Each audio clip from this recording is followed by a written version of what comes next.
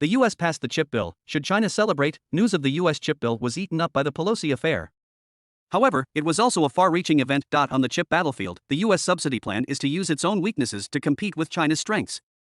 Over time, the negative effects on the US side will emerge. Pull the timeline first. On June 15, it was reported that the United States and Japan will cooperate to set up a 2-nanometer wafer fab in Japan as soon as 2025. On July 4, it was said that TSMC was not afraid of the prospect of oversupply of semiconductors.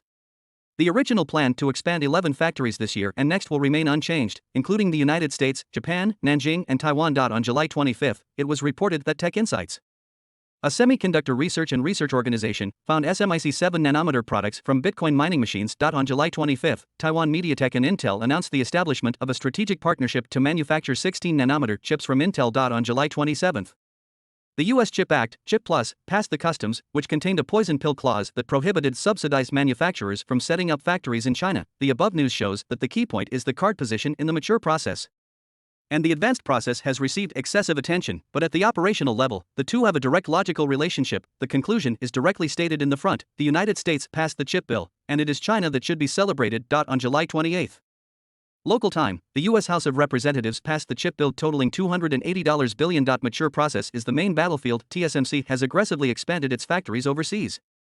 Except for the United States, the rest are mainly mature process factories, including the Nanjing factory. This happened last April.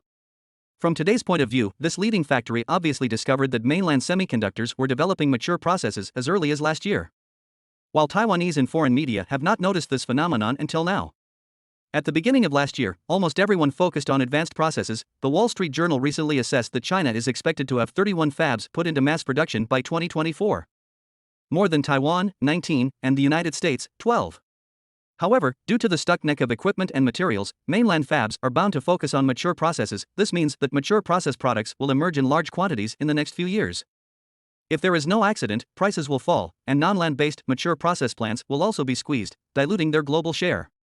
Last year, when the advanced manufacturing process was discussed at home and abroad and regarded as a key area of the Sino-US game, few people noticed that the mature manufacturing process was the decisive battleground. Talking about the development of semiconductor technology, we cannot abandon the business aspect. This is a capital-intensive industry. If the money is not enough to support research and development, no amount of subsidies will be twice the result with half the effort. 90% of the world's advanced manufacturing process is in the hands of TSMC, but it only accounts for 50% of its revenue. In other words, half of TSMC and all other competitors' main revenue comes from mature processes. The manufacturing process has been replaced by mainland China, and even TSMC has only half life left, let alone other manufacturers. This is why SMIC 7 nanometers has caused such a big shock. Because if China can seize the advanced process market under the condition of limited equipment and materials, then the profit margin of other manufacturers is even smaller.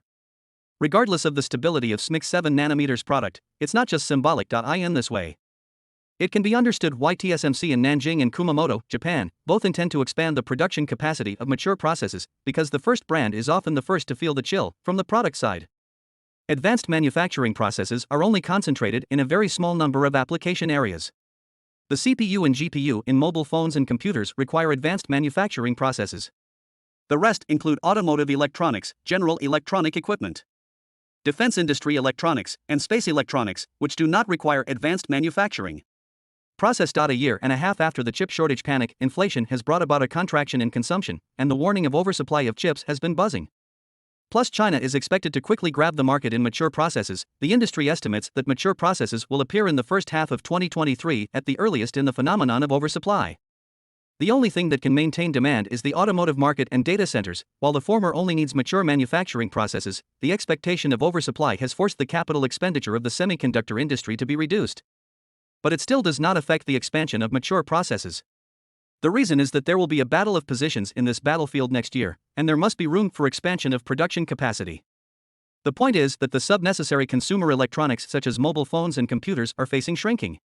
In fact, it is the business of advanced processes. Therefore, TSMC, Samsung, and Intel must pay more attention to the stability of mature process revenue. But the battle for customers has already begun. Taiwan MediaTek and Intel announced the establishment of a strategic partnership, mainly for mature process business, which means that Intel is already grabbing mature process customers. intending to squeeze TSMC and Samsung into the advanced process cabin. In short, the trend points to China's independence in mature process products, and the profit margins of large overseas manufacturers are shrinking. When they should have set up factories in China to maintain local supply capabilities, the US chip bill was passed and the poison pill clause was inserted. If the United States only focuses on technological blockade of China, it is difficult for China to win the semiconductor game quickly. But the US wants to launch a subsidy war, which is like opening a hole for the Chinese side to drive in, because the US has never been good at subsidy wars. And historical experience tells us that the American industry is getting bigger and bigger, and now the United States and Japan are cooperating to attack 2 nanometers. Ironically, it was these 2 countries that fought decisively in the semiconductor field 35 years ago.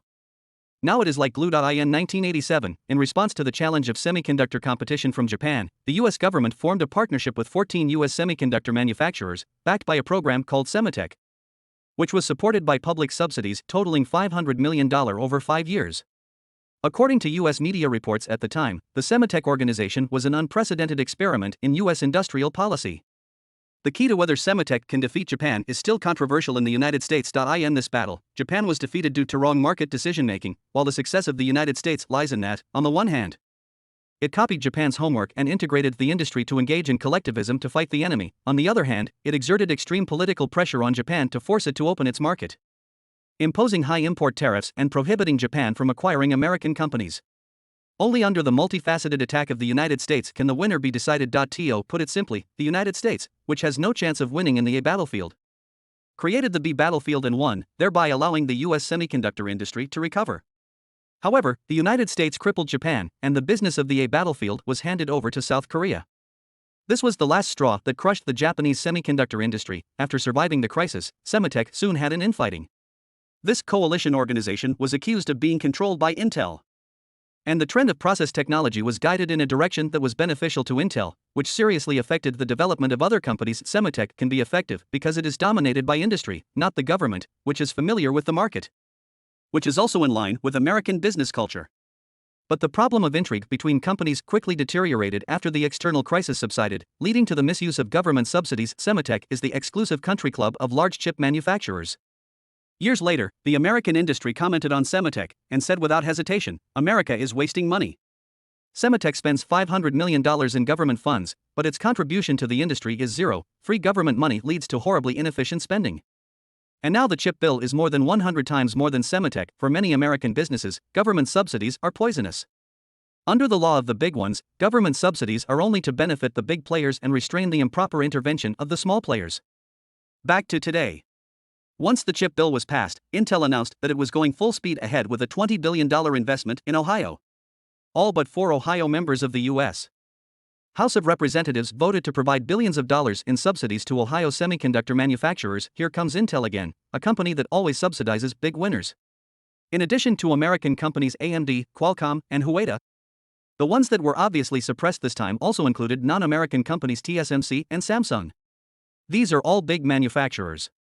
The Semitech story repeats itself, which fully shows that the United States is not good at fighting subsidies. If TSMC and Samsung want to grab subsidies, they have to rely on lobbying companies to buy parliamentarians, but Intel, as a major local manufacturer, has formed an interest structure with the People's Generation early, if they want to grab the budget. How can TSMC and Samsung be rivals? The so-called strong dragon does not suppress local snakes. Local snakes are one poison, and the clause prohibiting the establishment of factories in China is 2 poisons. Repeatedly swallowing drugs for the capital-intensive chip manufacturers with the risk of booming will be fatal or hurt. Therefore, experts in Taiwan have assessed that TSMC may give up seeking subsidies. But if you give up subsidies, can you still afford advanced manufacturing plants in the United States? Let's put it this way, large chip companies must focus on the global market to survive, but the CHIP Act requires manufacturers to only operate in the hemispheric market. Is this subsidy too poisonous?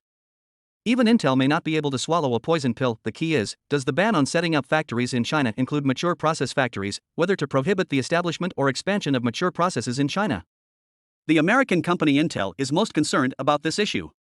Current news shows that in the next 10 years, manufacturers that receive US chip subsidies will not be allowed to conduct manufacturing operations below 28 nanometers in the mainland mature processes. Manufactured in Taiwan, the mainland and South Korea are cheaper than other places. Therefore, the biggest victim of the ban on the establishment of mature process plants in the mainland is Intel. That's why Intel and the Semiconductor Industry Association, SIA, are now actively lobbying Congress against this too big poison pill. Don't get me wrong, this article is not to say that advanced processes are not important, but advocates that thinking should be corrected.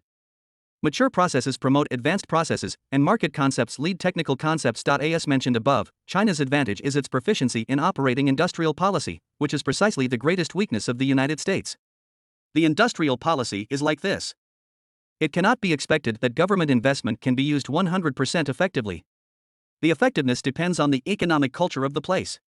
In a capitalist region that emphasizes the interests of shareholders and frequently plays paper games, the benefits of subsidies must be discounted first, because how the money is used depends on the quality, morality, and physique of the enterprise, and it is difficult for the government to supervise finally. In addition, even if a company spends all its subsidies on research and development, the culture of innovation within the company is critical. If there is no internal innovation incentive system, a high proportion of research funding will be wasted. And the brain drain under industry competition must also be considered. In short, the government is not just about spending money, but also has a regulatory mechanism and various supporting policies to create a good business environment for the industry. This is a successful industrial policy. The United States, which has long rejected industrial policy, has no such ability. The competitiveness of the United States comes from innovation, and the foundation of innovation comes from a high degree of free competition. Now, none of the well-known American multinational companies has grown with government subsidies, including Intel, although it is obviously a Semitech company. Biggest beneficiary, the positive teaching material of Semitech is that the market determines the technical side.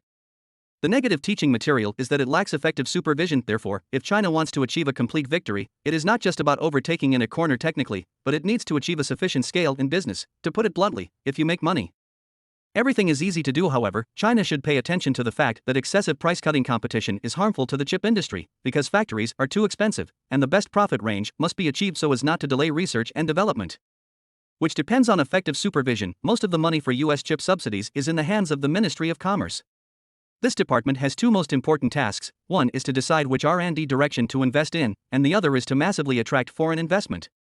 Regarding one, if the R&D is led by the government, it goes against the lessons of history. The main positive effect of Semitech comes from the leading of the industry, not the government. Regarding the second, the existence of the poison pill clause is like a hindrance to the Ministry of Commerce's foreign investment promotion, allowing subsidized companies to only do hemispheric business. No matter how beautiful the pie is, it will definitely fail finally. To ensure the supply of raw materials, if possible, they should be independent, such as chemical raw materials that are mostly in the hands of Japan. As long as supervision and supply of raw materials are done well, within 2 years, you will be able to deeply feel China's rapid progress in the chip industry.